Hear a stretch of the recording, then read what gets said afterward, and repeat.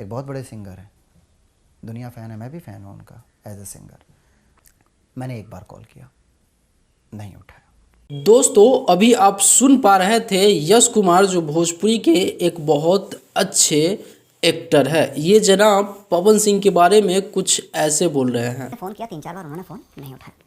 मैंने मैसेज किया कि आप बड़े स्टार अपने करके, मैं छोटा मेरी जगह, आज के बाद आपको फ़ोन नहीं करूँगा, सॉरी टू डिस्टर्ब यू। ये जो सीधे सीधे सिंपल भाषा में ये समझा रहे हैं कि पवन सिंह आखिर इतना घमंड इंसान कैसे हो सकता है। और खैर दोस्तों, मामला क्या है सही से समझते हैं।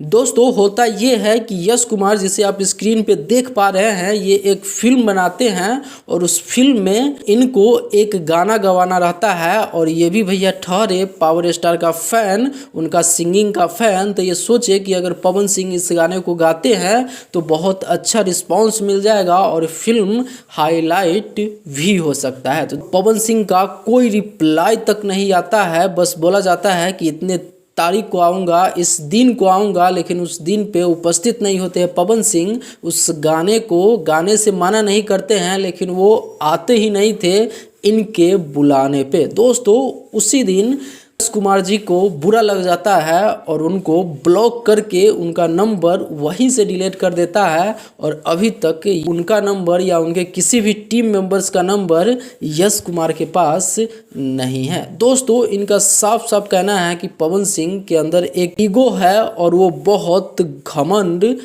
इंसान है। खैर दोस्तों, ये सारा मैटर जानने के बाद क्या आप लोगों को भी लग रहा है कि पवन सिंह सच में घमंड है? तो प्लीज़ हमें नीचे कमेंट बॉक्स में एक प्यारा सा कमेंट करके ज़रूर बताइएगा। चैनल पे देख रहे हैं तो सब्सक्राइब कर लीजिए, फेसबुक पे देख रहे हैं तो फॉलो ज़रूर कीजिएगा। दोस्तों फिर मिलते हैं अगले बड़ा वीडियो के साथ, तब तक के लिए मैं सोनू, आप सभी को नमस्कार।